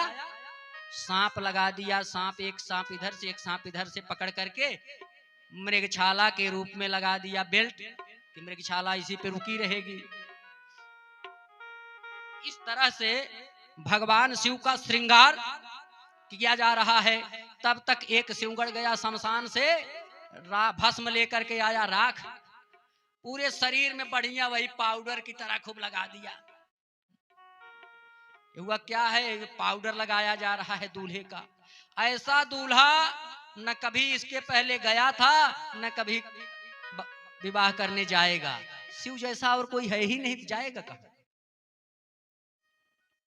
तो भगवान शिव का श्रृंगार करके बढ़िया तैयार कर दिए। तैयार करने के बाद जितने देवता थे सब अपने अपने भेष में, अपने अपने अपनी सजावट करके खूब बढ़िया आए थे तैयार होकर के। और अपना वाहन लेकर के आए थे, अपना विमान लेकर के आए थे। तो बारात में जाने लगे, आगे आगे देवता चल दिए। अब शंकर जी का वाहन क्या था? बैल। बैल पर भगवान शंकर बैठे, लेकिन उल्टी तरफ मुंह करके बैठे, आगे की तरफ नहीं, पीछे की तरफ मुंह करके बैठे। सबने पूछा कि भोले बाबा पीछे की ओर मुंह करके क्यों बैठ रहे हैं? भोले बाबा ने कहा कि मैं संसार को ये संदेश देना चाहता हूं कि दुनिया वालों, याद रखो कि आप विवाह करके नया जीवन प्रारंभ करने जाते हैं। तो जब आप नया साथी लेने जा रहे हैं तो जरा पीछे भी मुड़ करके देखो, अपने माता पिता को भी देखो कि नए जीवन के आनंद में कहीं अपने माता पिता को भूल मत जाना। भगवान शिव ये संदेश दे रहे हैं बैल पर उल्टा बैठ करके। बोलिए सदगुरु महाराज की जय हो। बाबा विश्वनाथ की जय हो। अपने अपने माता पिता की जय हो। अब बारात चल दी, देवता आगे आगे चले जा रहे हैं। दो चार शिवगण भगवान शिव के साथ चले जा रहे हैं। तो जो शिवगण थे उन्होंने कहा, प्रभु दूल्हा आप हैं और देवता लोग आगे आगे चले जा रहे हैं। उन्होंने कहा, ये लोग जो हैं, देवता जो हैं, ये सब क्या हैं? ये भोगी हैं, स्वार्थी हैं। इनको उत्सुकता है विवाह में पहुंचे, स्वागत करवाने की इच्छा है, इसलिए आगे आगे जा रहे हैं। हमारा कोई स्वागत करे या न करे, भगवान भोलेनाथ उनका सम्मान करो या न करो। बड़े भोले हैं, इतने भोले हैं कि एक चोर एक बार ऐसे मंदिर था, मंदिर में चला गया घंटा चुराने। घंटा चुराने के लिए वो पहुंच नहीं पा रहा था घंटा पे, तो भगवान शिव का जो शिवलिंग था उसी शिवलिंग पर चढ़ करके घंटा खोलने लगा। तब तक भगवान शंकर प्रकट हो गए। जब भगवान शिव प्रकट हुए, उन्होंने कहा भक्तराज वरदान मांगो, और डर से कांपने लगा। वो भागने के चक्कर में पड़ा कि हम चोरी पकड़ी गई हमारी। तो भगवान शिव ने कहा काहे डर रहे हो? उन्होंने कहा मैं चोरी कर रहा था, गलती हो गई, प्रभु माफ कर दो। भगवान शिव ने कहा माफ करने की क्या बात है, लोग मेरे ऊपर जल चढ़ाते हैं, भांग धतूर चढ़ाते हैं, फूल माला चढ़ाते हैं, दूध चढ़ाते हैं, शहद चढ़ाते हैं, अरे तू तो इतना बड़ा भक्त है कि खुद ही चढ़ गया। बोलिए बाबा विश्वनाथ की जय हो। इतने भोले हैं भोले बाबा। जय भोले हो। बाबा बारात में जब देवता लोग आगे निकल गए, अब शिवगणों ने कहा कि आपके साथ कोई चल ही नहीं रहा है, बहुत कम लोग हैं, तो क्या किया जाए? तो भगवान शिव ने भृंगी से कहा कि दुनिया में जितने भी भूत प्रेत पिशाच बैताल आकनी डाकनी शाकनी सब हैं, अपनी मंत्र विद्या से तुरंत सबको बुलाओ और सब लोग हमारे साथ बारात में चले। भगवान राम के विवाह में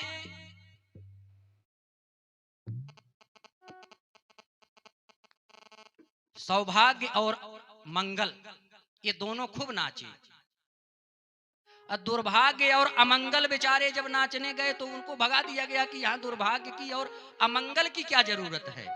तो भगवान शिव ने कहा था कि आप लोग चिंता मत करो, मेरे विवाह में खूब नाचना। तो दुर्भाग्य और अमंगल को भी बुलाया भगवान शिव ने, कहा कि आइए जितना नाचना हो मेरे विवाह में नाचिए।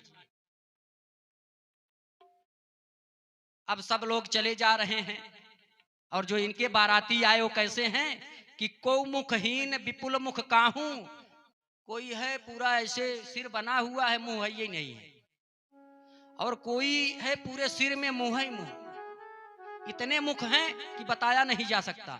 किसी के 10 भुजाएं हैं, किसी को एक भी भुजा नहीं है, कोई बिना पैर के है, किसी के पास हजारों पैर हैं, किसी के पास पूरे सिर में आंख ही आंख है, किसी के पूरे सिर में एक भी आंख नहीं है,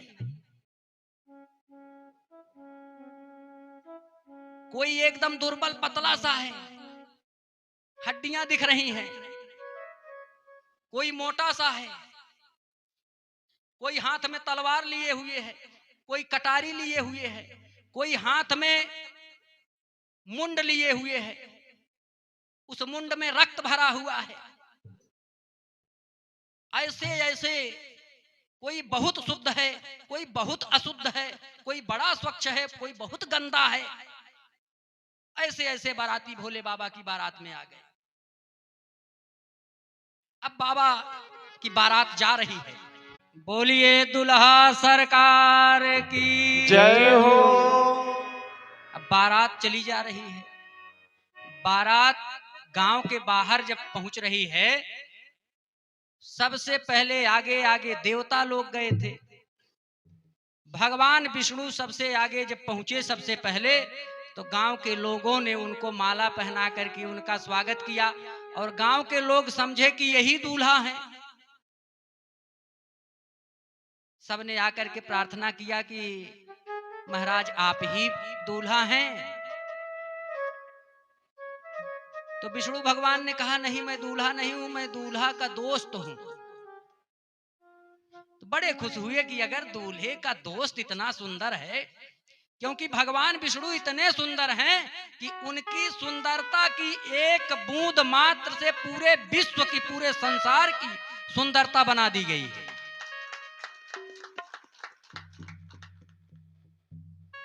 तो भगवान विष्णु की सुंदरता को देख करके सब लोग समझ गए कि इनका दोस्त, इनका मित्र जो होगा वो भी ऐसे ही सुंदर होगा। तब तक इंद्र पहुंच गए, ऐरावत पर बैठे हुए थे। ये हुआ कि दूल्हा हाथी पर बैठ कर आ रहा। इंद्र को जब देखे तो सब लोग उनका स्वागत किए, उन्हें माला पहनाए और पूछे कि महाराज आप दूल्हा हैं? इंद्र ने कहा नहीं, मैं दूल्हा नहीं हूं। तब आप कौन हैं? तो इंद्र ने कहा मैं दूल्हे का नौकर हूं। कहा जब नौकर हाथी पर बैठकर आ रहा है, इतना सुंदर नौकर है, तो दूल्हा कितना सुंदर होगा। ब्रह्मा जी पहुंच गए तब तक, तो लोगों ने उनका भी स्वागत किया। पूछे महाराज आप कौन हैं? कहे हम दूल्हे के बाप हैं। कहना आप समधी हैं? आइए आइए बैठिए बैठिए। अब तब तक गणेश जी पहुंच गए।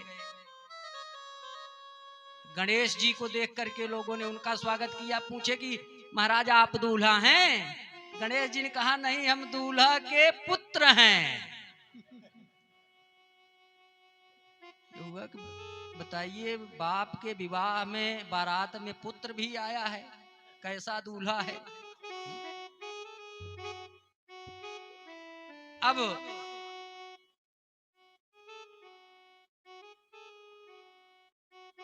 धीरे धीरे जितने देवता थे सब आते गए। जब सब देवता आ गए, अब भोले बाबा की बारात आ रही है। सब मंगल कलश थाली आरती उरती लेकर के सब खड़े हैं कि आरती उतारेंगे दूल्हे की। और सबसे पहले चिल्लाते हुए बड़ी बड़ी आंखें निकाल करके भयानक चेहरे के साथ, कोई लंगड़ाता हुआ तो कोई बिना सिर का, कोई हड्डी का आदमी आगे आकर के खड़ा हो गया। अब भूतों का जैसा आकार होता है, पिशाचों का, दैत्य, डाकिनी शाकिनी, सब अजीब सी आवाज करते हुए आकर के आगे खड़े हो गए। पहले दूल्हे से मिलने से पहले हमसे मिलना पड़ेगा। अरे इस बारात को जैसे ही देखे गांव वाले, आरती की थाली वहीं पर फेंक दिए। अब फेंक करके भागे और गांव में चले गए। कहां भाग गए पता ही नहीं चला, पता नहीं चला कहां चले गए। अब कुछ बच्चे जा करके अपनी माँ से करेंगे, माता जी कहां जा रही हूं माँ? जा रहे हैं बारात देखने। तो बच्चों ने कहा कि जो लोग दूल्हे को देख लिए हैं, जो लोग बारात को देख लिए हैं, ऐसा लगता है आधे से ज्यादा की बारात जो है दूसरी वाली आज ही निकल जाएगी। जो लोग बारात देख कर आ रहे हैं, ऐसा लग रहा है कि उसमें से आधे से ज्यादा के आज ही राम नाम सत्य हो जाएगा। और जो दूल्हे को और उसकी बारात को देख ले रहे हैं, अगर वो सिंदूर दान तक जीवित रह गए तो समझ लीजिए उनका बहुत बड़ा सौभाग्य है। ऐसी बारात। फिर भी भगवान शिव अपने बारातियों के साथ पहुंच गए हिमांचल के द्वार पर। द्वार पूजा होने लगी। अब द्वार पूजा में आरती उतारने के लिए मैना रानी आई। पहले दिन की कथा में हमने सुनाया ना कि थाली फेंक करके भाग गई, लेकिन भगवान शिव पर कोई फर्क नहीं पड़ा। उन्होंने कहा हमें कोई अपमान नहीं करेगा, ससुराल में आए हैं।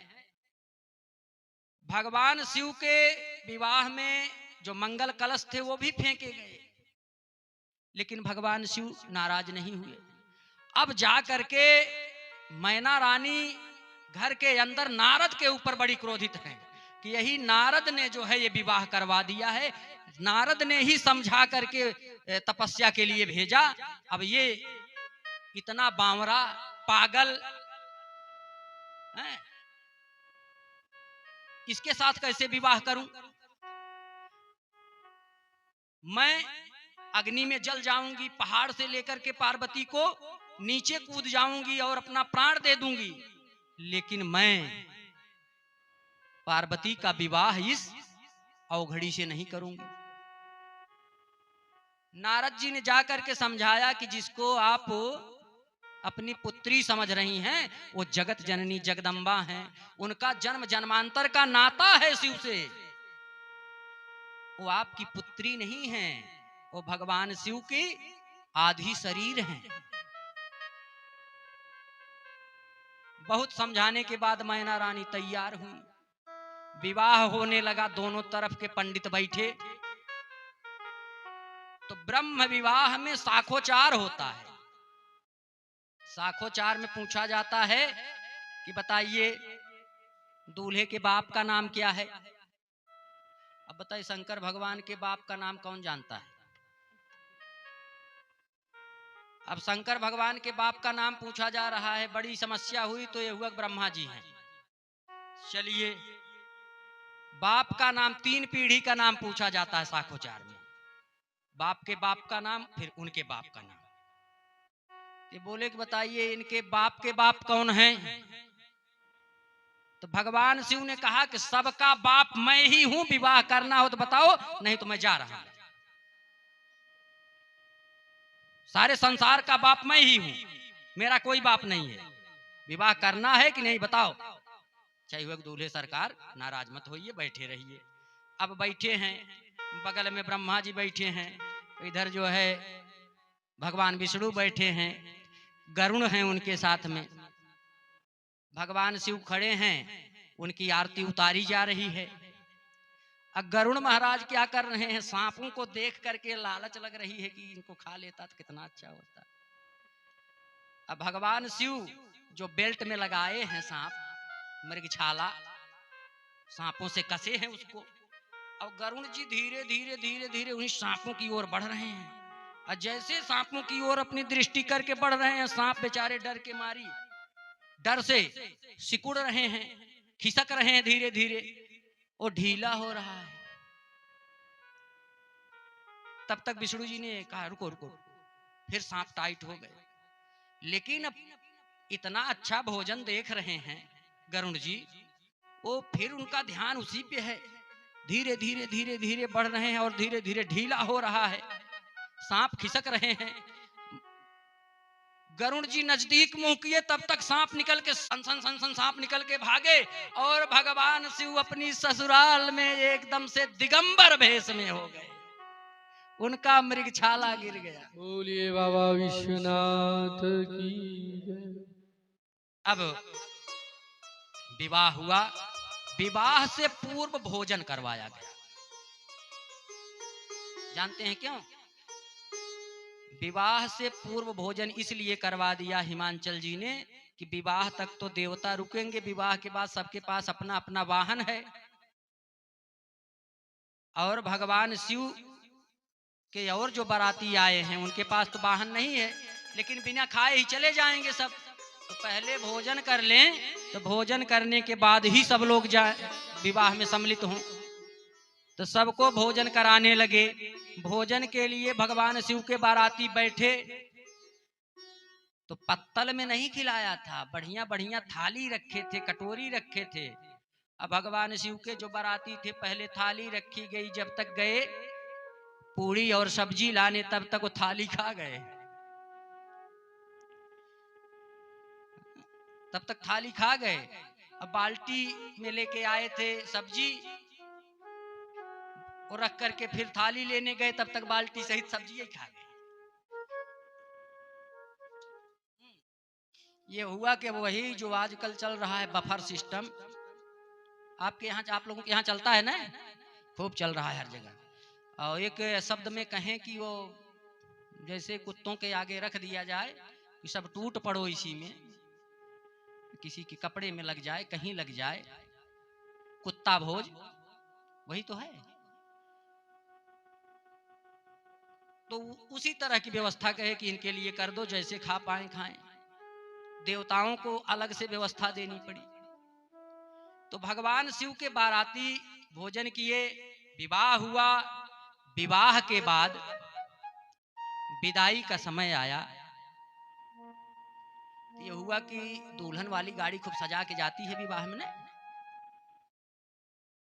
हिमांचल ने कहा कि जो गाड़ी ले आए हो वो अपना वाहन ला करके खड़ा करो। दुल्हन बैठाई जाए। भगवान शिव वही बैल ले जाकर खड़ा कर दिए अपना। काफी देर हो गया तो उन्होंने कहा जल्दी कीजिए, मुहूर्त निकला जा रहा है, साधन जो भी वाहन हो ले आइए। भगवान शिव ने कहा वाहन तो कब से खड़ा है, वाहन कहाँ है? तो यही बैल है। बैल पे बैठकर हमारी पुत्री जाएगी, इस बैल पे कौन कौन बैठेगा? भगवान शिव ने कहा इस बैल पे मैं भी बैठ जाऊंगा और आपकी पुत्री भी बैठ जाएगी, और हमारे परिवार में जब वृद्धि होगी, जो बच्चे होंगे वो भी इसी पर बैठ जाएंगे, और जो इस पर बैठेगा उसका मार्ग कभी भ्रष्ट नहीं हो सकता, क्योंकि बैल जो है वो धर्म का प्रतीक है। बैल जो है वो धर्म का प्रतीक है।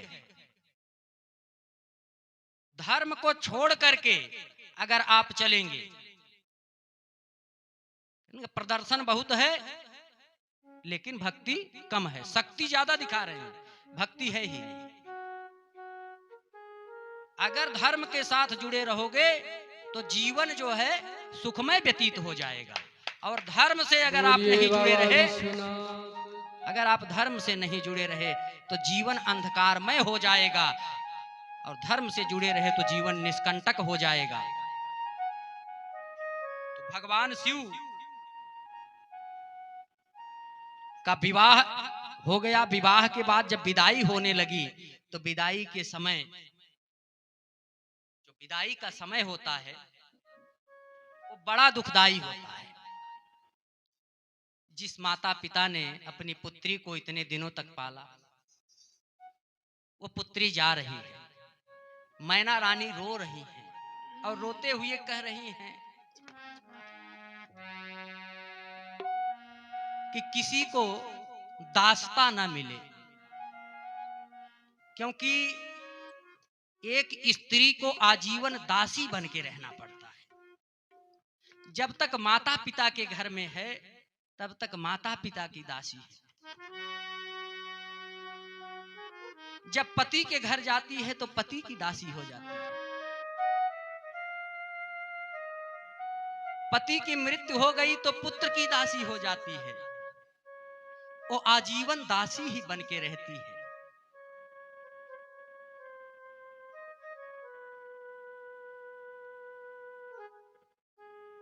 हिमांचल जी ने भगवान शंकर से कहा कि मेरी पुत्री पार्वती को अपने चरणों की दासी बना के रखना।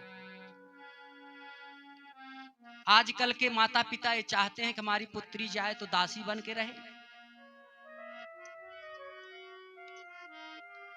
आजकल के माता पिता चाहते हैं कि मेरी पुत्री जिस घर में जाए वहां रानी बन के रहे, मेरा दामाद मेरी पुत्री को खूब प्रेम करे, लेकिन मेरा पुत्र जो है मेरी बहू को प्रेम न करे।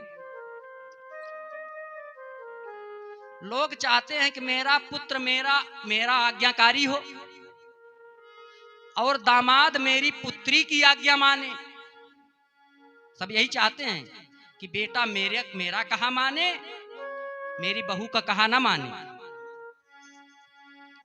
और दामाद मेरी बेटी का कहा माने। तो दोनों कैसे होगा? क्योंकि आपका दामाद भी तो किसी का बेटा है, आपकी पुत्री भी तो किसी की बहू है।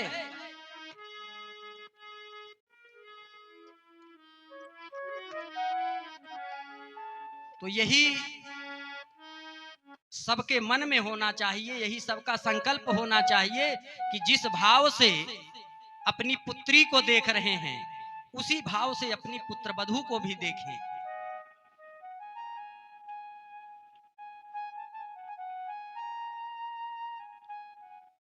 लेकिन यही भाव जो है अलग होने के कारण परिवारों में विकृति आ रही है,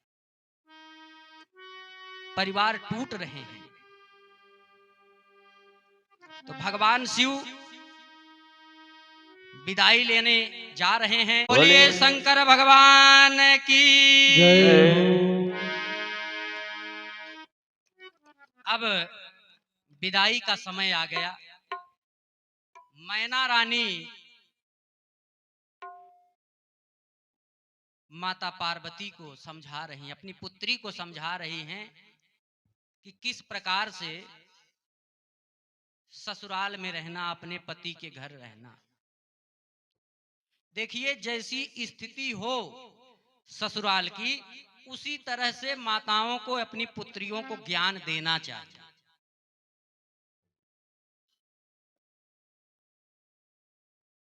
मैना रानी ने कहा कि पार्वती, करे हूं सदा शंकर पद पूजा, सदैव अपने पति के चरणों की पूजा करना। नारी धर्म पतिदेव न दूजा। स्त्री का धर्म है कि पति देव के अलावा और दूसरा कोई नहीं है। अब ये बताइए कि पति देव के अलावा अगर दूसरा कोई नहीं है तो सास ससुर, अगर आजकल ऐसी शिक्षा दे करके भेजा जाए कि पति को ही सब कुछ मानना, पति के अलावा दूसरा कोई नहीं है, तो नई दुल्हन पहुंचते ही सास ससुर को जहर दे देगी। क्यों? क्योंकि उपदेश ही ऐसा है कि नारी धर्म पतिदेव न दूजा। तो पतिदेव घर में रहे, सास ससुर की क्या जरूरत है, जेठ जेठानी की क्या जरूरत है, देवर देवरानी की क्या जरूरत है, पति ही सब कुछ है। लेकिन मैना रानी को यह पता है, क्या पता है, कि जहां मेरी पुत्री जा रही है वहां सास ससुर नहीं है, देवर जेठानी, देवर जेठ सास ससुर कोई नहीं है वहां। भगवान भोले बाबा अकेले हैं। इसलिए वहां पर सिर्फ समझा, मैं बता रहा हूं ना कि जैसे परिवार में जा रही हो पुत्री, माताओं को वैसी ही शिक्षा उसको देना चाहिए। तो वही शिक्षा मैना रानी ने माता पार्वती को दिया।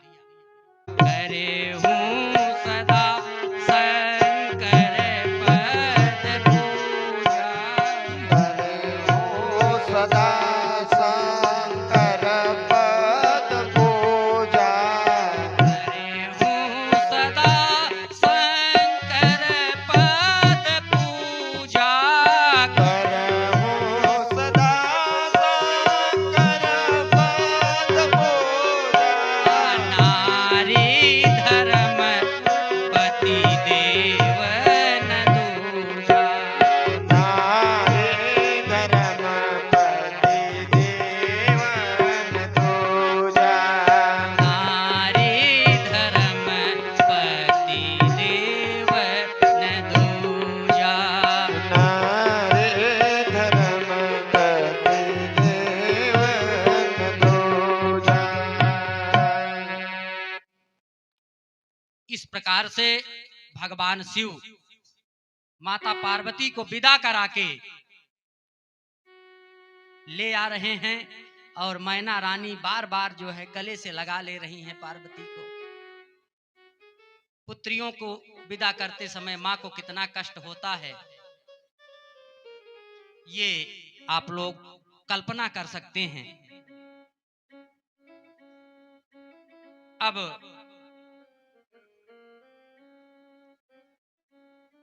भगवान शिव माता पार्वती को लेकर के आए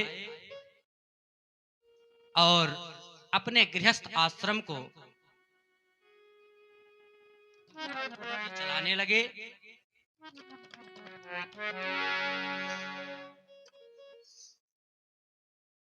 तो मुख्य उद्देश्य देवताओं का जो था तारकासुर के वध का था। तारकासुर के वध के लिए विवाह करवाना चाहते थे भगवान शिव का। तो उनका उद्देश्य पूरा होने जा रहा है। भगवान शिव के विवाह के कुछ दिन बाद माता पार्वती और भगवान शिव के एक पुत्र का जन्म हुआ कि तब जन्मेऊ खड बदन कुमारा, तब जन्मेऊ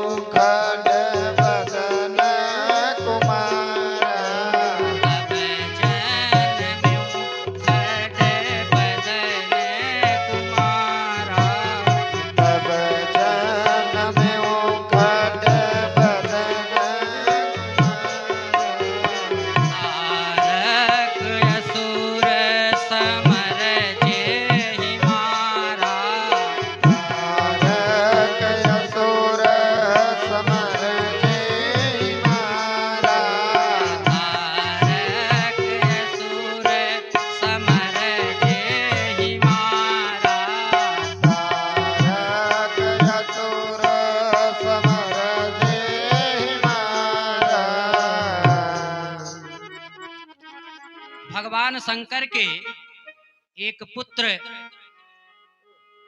कार्तिकेय जी का जन्म हुआ और कार्तिकेय जी ने तारकासुर राक्षस का वध किया। तो आज भगवान शिव की के विवाह की कथा आप लोगों ने श्रवण किया है। कल आगे की कथा आप लोग श्रवण करेंगे।